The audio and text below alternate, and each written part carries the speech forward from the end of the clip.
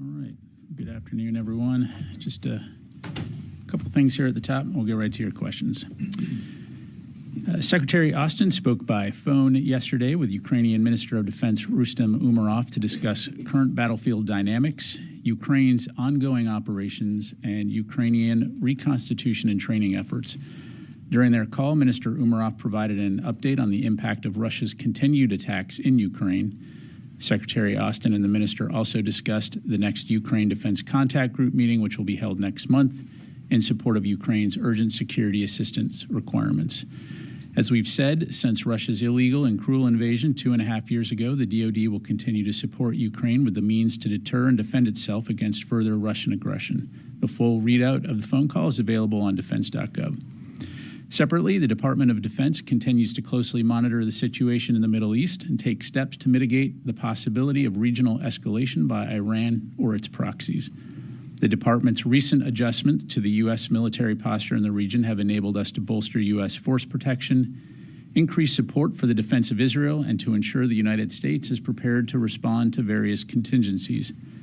As you've heard us say previously, we remain intently focused on de-escalating tensions in the region while also remaining focused on securing a ceasefire as part of a hostage deal to bring all of the hostages home and to end the war in Gaza. With that, take your questions. We'll start with AP, Lita Beldor. Thank you, Pat. Two things on Ukraine. One, have you or has the Pentagon seen any significant Russian movement back into Kursk at this point? Can you at least give us some sort of broad assessment about what you're seeing, even if you're seeing nothing at all? And then I have a second question. Sure. Again, without getting into an operational update here, we have seen indications of Russia moving, a small number of forces into Kursk, the Kursk region, to respond. I would say, generally speaking, though, Russia has really struggled to respond, and you continue to see some Ukrainian advances in that regard. But again, I'd refer you to Ukraine to talk about its operations, and to Russia to talk about its own forces. And then secondly, did the Ukrainians ask anything, or are they asking anything from the United States in order to help with the operation there? Are they asking for any specific weapon systems or other support? Yeah, I don't have anything to announce from the podium. As I mentioned, we'll be conducting the Ukraine Defense Contact Group here in September, which again is always the opportunity to meet with our allies and partners to talk about Ukraine's most urgent defense needs. And as I highlighted, we're committed to making sure they have what they need to defend their sovereign territory and deter future Russian aggression. Can I just put sort of on the record, could we please get an operational update? Noted. Thank you. Welcome back again, Lucas. Thank you. General Ryder, how long do you plan to keep this additional firepower in the Middle East? Well, as you know, we're not going to talk about operational timelines. We will preserve flexibility, as we always do. And again, we'll stay focused on the operational objectives that I highlighted. What happened to as long as it takes, or is that just for Ukraine? You're talking about the Middle East? I'm talking about the Middle East, but I'm saying for Ukraine, you constantly say the mantra in this building is for as long as it takes. Is that the same with the Middle East? Well, again, Lucas, I know you've covered this region for a while. We've had a significant force presence in the Middle East for a very long time, upwards of 30,000 plus U.S. forces operating with partners throughout the region, and I don't foresee that changing anytime soon. Are all options on the table with Iran? In what regard? I mean, all regard. Like, where do you want to start? Like diplomatic, economic, informational? This building said all options are on the table in dealing with Iran. Does that include striking Iran? Are all options on the table? Yeah, I'm not going to get into a philosophical discussion. I think we've been very clear in terms of we're focused on. Well, you're providing a very broad scope, getting into, geopolitics, and so if you can define your question a little bit better. Yeah. All options are on the table. You should become a spokesperson. Let's go over here to Will. Regarding the Russian forces that have been moving into Kursk, are they from inside Russia, or any of them been pulled from Ukraine or Ukrainian front lines? Yeah, I'm not going to have any further details to provide on that, Will. Thanks. Charlie. Thanks, Pat. In terms of the destruction of the Glishkovo Bridge, the Russians are suggesting Western weapons were used, possibly HIMARS. Are HIMARS being used in this fight? So I appreciate the question. Again, I'm going to have to refer you to the Ukrainians to talk about their operations and what they are or not using. F-16s? Again, I'd refer you to the Ukrainians to talk about what they're employing in their operations. So, Brad. So when the secretary spoke with the Ukrainian defense minister yesterday, did they discuss long-range strikes into Russia, and is the U.S. considering reversing that policy? So I'm not going to be able to provide more detail than what we've included in our readout, other than to say, our policy when it comes to long-range strikes has not changed. Thanks. Tony? On ATACMS in the Kursk offensive, do the Ukrainians have permission to use ATACMS to blunt a Russian counteroffensive into the pocket they've captured? So I'm not going to get into Ukraine's selection of capabilities as they conduct their operations. Our policy has not changed, which is in terms of using long-range strike capabilities to conduct deep strike. As you've heard us say, conducting counterfire or defensive operations across the border is permitted, and I'll just leave it there. Quick question. Last week you took a question on Afghanistan in terms of over-the-horizon strikes. It was in the context of ISIS-K. You didn't really elaborate on the extent to which, since the withdrawal 3 years ago, the United States is conducting over-the-horizon either surveillance or strikes against ISIS-K elements. Can you elaborate a little bit on that and the extent to which the United States is conducting those? Well, generally speaking, Tony, we're going to read out or at the appropriate time any type of strikes that we've taken. I'm not aware of any that we haven't announced at this point. Certainly, if we see imminent threats against the United States or our interests, we reserve the right to take appropriate action to include conducting over-the-horizon strikes. But I don't have anything to read out to you right now. Thanks. Janie. Thank you, General. Two questions. The U.S. and South Korea UFS, Ultimate Freedom Shield military exercise is underway in South Korea. North Korea accused this exercise of being aimed at invading North Korea. How will you react? Yeah, that's just patently false. As you know, these exercises are defensive in nature. They're also long-standing, and these are opportunities for our forces to work together on interoperability and to learn how to operate in dissimilar environments. Last weekend, the leaders of the United States and South Korea and Japan issued a joint statement commemorating the one-year anniversary of the Camp David Declaration. What will happen to the U.S. and South Korea and the U.S. and South Korea-Japan agreement if the United States administration changes? Well, as I'm sure you can appreciate, I'm not going to get into hypothetical other than to say I think our alliance with Japan and South Korea are stronger than they've ever been. And I think going into the future, you'll see them continue to get even stronger. Thanks. Let me go to the phone real quick here, take a couple. All right, let's go to J.J. Green, WTOP. Thank you, General, for taking this question. I had a chance to speak with a spokesman from the Ukrainian military a day or so ago, and they mentioned that it would be very helpful for them if Western logistics, and speaking of the U.S. and the allies that are sending weapons, et cetera, to them, if the pace could be picked up to get those weapons to them sooner, considering what it is that they're doing and what they're engaged in now in Kursk and Belgorod. And just second, really quickly, is this something that could be addressed at the next contact group, if not sooner?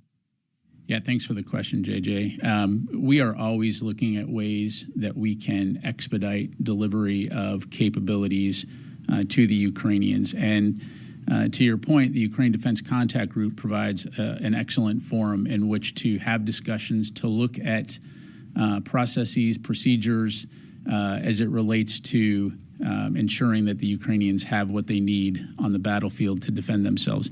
It's important to remember, first of all, that from the very beginning, the United States has worked very, very hard to rush vital capabilities to Ukraine, and that hasn't stopped. You see organizations like the Security Assistance Group Ukraine, which serves as a focal point for ensuring the onward delivery of those capabilities, but also recognizing the incredible complexity, more than 50 nations working together to get this capability from their own stocks in often cases, or contracting it and getting it to Ukraine. So that is work that is constantly ongoing, and as evidenced by the fact that you continue to see Russian forces conducting offensive action in the east of Ukraine. We also recognize the vital importance of moving as quickly as possible. So we'll stay after it. Let me go to Laura Seligman, Wall Street Journal.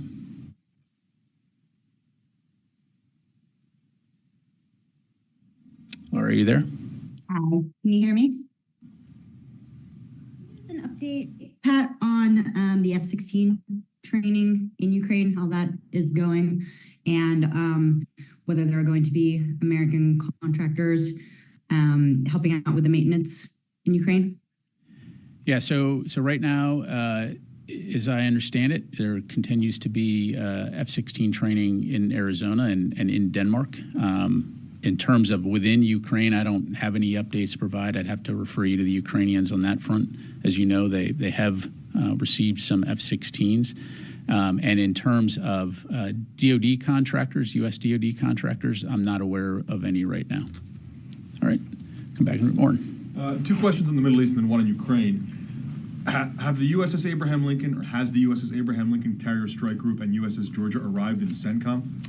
They're still in transit, Orrin, and we'll keep you updated on that front. But I do anticipate they'll be arriving soon. So I'm just curious, when you talk about bolstering U.S. force protection and increasing support for Israel, isn't it true then that most of what you're sending hasn't even gotten to the AOR yet? No, I don't think that would be a fair characterization. Again, as I highlighted earlier, we already maintain a significant force presence, and it's also important to understand to look beyond episodic situations, right? So ensuring that we have the forces in theater to respond to something if it happens now, but also ensuring we have forces in theater to be able to respond to whatever could be next in terms of potential escalation and trying to de-escalate the situation. And that requires bolstering some of those capabilities. Again, one, to send a clear message, but two, to be able to respond in a longer term scenario should we need to do that.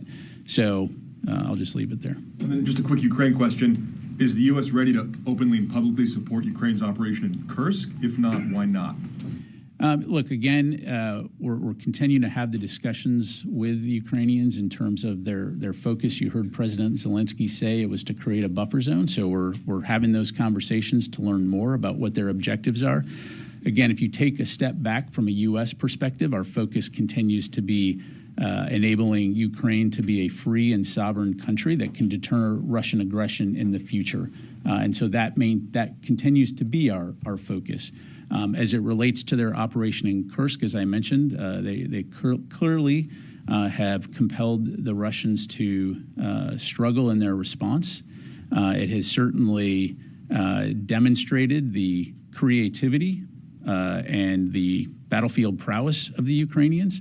But when it comes to what their longer-term objectives are here, that's something that we're still discussing with them. Thank you. Sir. Haven't seen you in a while. Welcome back. Thank you very much, General. Actually, I was in Kurdistan. All right, welcome Many back. official sources, including Minister of Peshmerga, they told me ISIS are serious threats in Iraq, in Syria, and in the region. And he believed it is very important for whole of Iraq, international coalition stay in Iraq. Do you have any comment of that? Well, as you know, the conversations with the Higher Military Commission continue. I don't have any updates to provide on the outcomes of that, other than to say that we, as part of the U.S.-Iraq Joint Security Dialogue, which includes Peshmerga representation, is looking at what the transition for the coalition OIR will be, and what the future of the U.S.-Iraq bilateral security cooperation is. When it comes to ISIS, you're right. It does continue to be a threat. Certainly, ISIS is not as capable as it was 10 years ago, but they do continue to pose a threat, particularly in ungoverned spaces within Syria, and also as it relates to ISIS prisoners in Al-Hol that need to be repatriated. So this is something that we are not going to take our eyes off of, and we'll continue to keep you updated on that front. Following question. Do you believe cooperation between Peshmerga and Iraqi army is important to push back ISIS, and especially in disputed area like Kirkuk? Yeah, look, there's no question, first of all, that Iraqi security forces writ large, which includes Peshmerga, have played a vital role in terms of reducing the threat that ISIS poses. But as we've seen in places like Afghanistan, left unchecked, ISIS can start to make a resurgence. And so, again, we'll continue to work with our Iraqi partners, our Peshmerga partners, to address this threat. Let me go to Constantine, and then I'll come to you, Carla. Thanks, Pat. Yesterday, President Zelensky was quoted in Ukrainian media saying that he deliberately did not disclose plans of his Kursk mission to Western allies. Is that something that the Pentagon, that dynamic is something that the Pentagon expects to be part of the relationship going forward? And is that a source of concern in this building? Well, look, I think our commitment and support for Ukraine is strong. Right, and we're going to continue to support them for the long haul, as you've heard Secretary Austin and others say. We're going to always keep those channels of communication open, because the better we understand what Ukraine's objectives are, the better we can support them. And so this is why we have multiple mechanisms, to include frequent phone calls between Secretary Austin and his counterpart, and forums like the UDCG where we can have those discussions. But at the end of the day, again, it's important to take a step back in terms of what we're trying to achieve here, and that's a free and sovereign Ukraine that is able to defend itself and deter future Russian aggression. So just a quick follow-up, sorry. No, you would say that there's no change in the closeness of the relationship between Absolutely the US not. No. Thank you, Pat. Couple of follow-ups. So follow-up to Orrin's question. USS Georgia is still not in the CENTCOM AOR? Is that what you just said? It's in transit. In transit? Mm-hmm. It is heading towards the CENTCOM AOR? It's been ordered to the CENTCOM AOR. Why are you asking your question so incredulously? It's taking them an awful long time to get there. That's why I'm just trying to track to make sure that it is indeed going to CENTCOM. Okay, just wanted to make sure. And then on Ukraine, just to follow up to Lito's question, there have been other attacks outside Kursk. There was a drone attack that targeted a fuel depot like 700 kilometers south of Kursk, about 250 kilometers away from the Ukrainian border. Is that pulling any Russian forces outside of Ukraine? Have you seen them, if they're not moving into Kursk, have you seen them pull back to Russia? What can you say on how these attacks have updated and affected the battlefield in Ukraine? Yeah, broadly speaking, Carla, again, what you see is the vast majority of Russian forces along the eastern front in Ukraine occupying Ukrainian territory and focused on, in some areas, on largely defensive, but in some areas focused on offensive operations, attempting to take additional Ukrainian territory. As it relates to any type of Ukrainian operations inside Russia that you're referencing, that's inside Russia. So, they already have forces inside Russia. I just don't have anything on that. All right, let me go back to the phone here. Jeff Shogel, Task and Purpose. Thank you. Can you bring us up to date on the number of attacks and wounded in Iraq and Syria against U.S. troops? And also, can the Defense Department name which cruisers were sent to the Middle East? I don't think I've seen those ships named. Thank you. Yeah, thanks, Jeff. In terms of the injuries that were at Rumallah Landing Zone, I think you were briefed on Monday. 11 personnel had been treated for TBI and smoke inhalation. All 11 of those, to my knowledge, have returned to duty. In terms of the cruisers, just to clarify something. So within the Department of Defense, we have an acronym that we typically use, CRUDES, which stands for Cruiser Destroyer. And so, there was some information out there in terms of cruisers going to the AOR. Right now, there are no cruisers in the AOR, but we often use that term also loosely to refer to destroyers. So CRUDES, cruiser destroyer. So we do have destroyers in both the EUCOM and the CENTCOM AOR. Hopefully that helps to clarify. All right, let me go to Joseph Alarabia. Thanks, Pat. Just wanted to ask again on Iraq. Today, Iraq's foreign minister said several developments led to the postponing of the announcement of the end of the coalition presence in Iraq.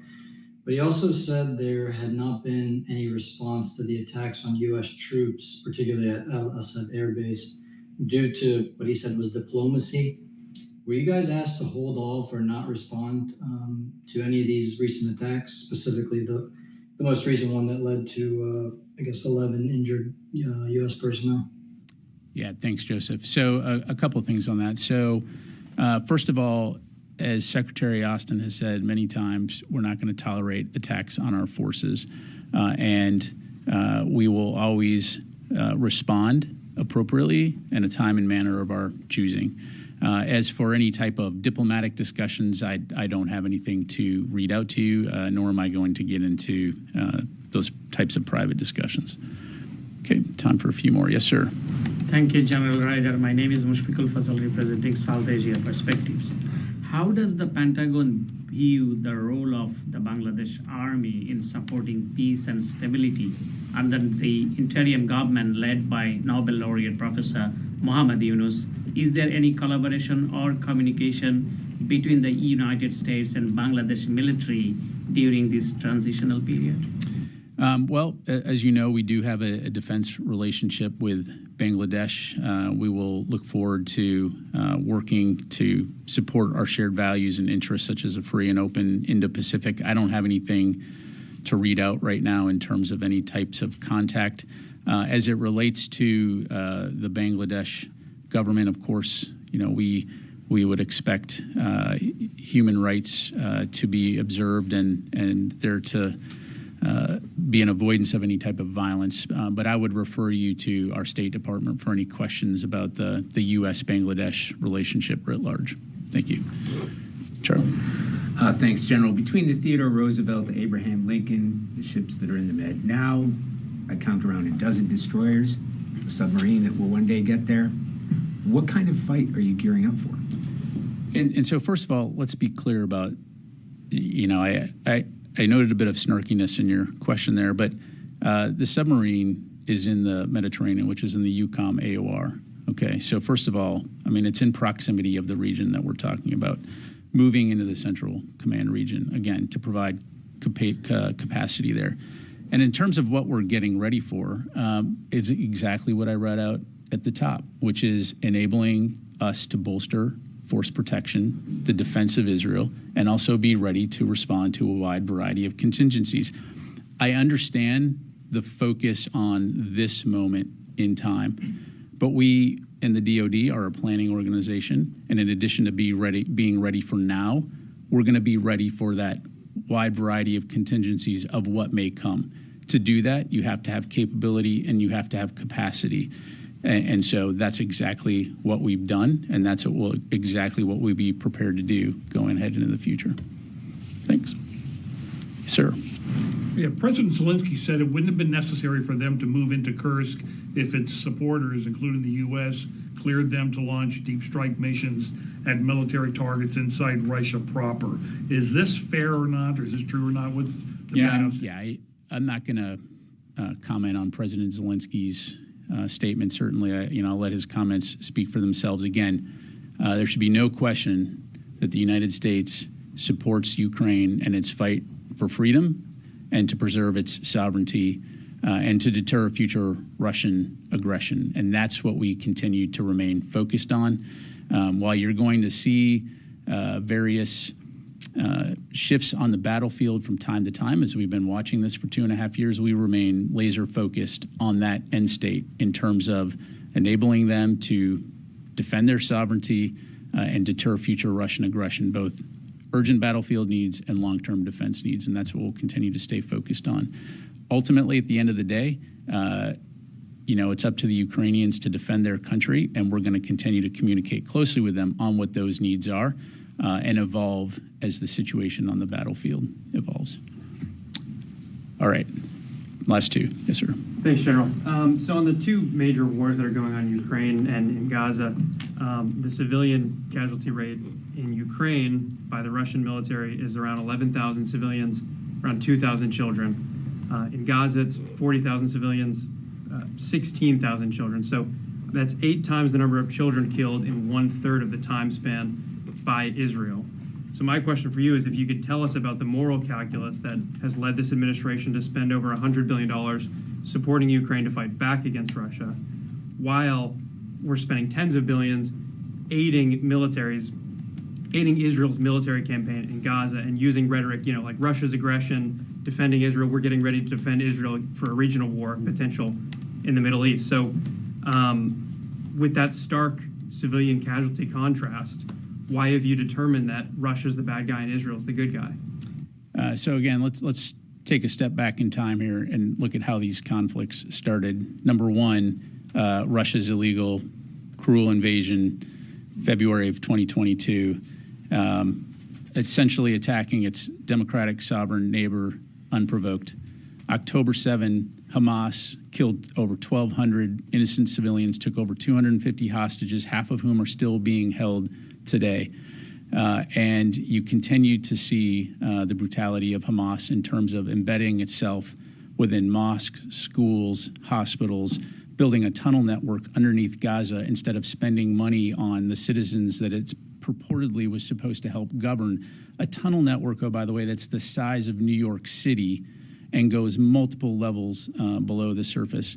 So again, when it comes to the death of any civilian, from a Department of Defense standpoint, that's absolutely not something we want to see, and this is something that we constantly, repeatedly, publicly and privately discuss with our Israeli counterparts. I think this is also why it's vital that this ceasefire be signed immediately and that the hostages can be returned so that this war in Gaza can end and innocent civilians can stop suffering, whether they be Palestinian or Israeli. So the distinction real quick, though, was on the provocation. And so are you saying that the tens of thousands of ethnic Russians in the Donbass who were killed prior to the war, that was not a provocation? The record high deaths in the West Bank, that wasn't a provocation of Hamas? Yes, sir. Thank you, General. How do you determine that? A couple of questions. The Iranian proxy groups in Iraq say they have posted their attacks on U.S. forces, but as long as the Imam al-Hussein ritual ferals end, they will resume their attacks. As long as the U.S. forces remain in Iraq, do you have any comment on that? Again, look, our relationship with Iraq is a strong one. We're there at the invitation of the government of Iraq, and we'll continue to have the discussions through the Higher Military Commission and through our U.S.-Iraq Joint Security Cooperation Dialogue to look at not only what the future of the coalition is, but also what our longer-term U.S.-Iraq bilateral security relationship will be. And so, again, we'll have much more to provide on that in the future. I just don't have any updates to provide right now. And lastly, the deputy head of the Russian Reconciliation Center in Syria stated that an American Typhoon fighter jet approached Russian aircraft dangerously. Do you have any? I don't have anything on that. Thanks. All right. Thanks very much, everybody. Appreciate it.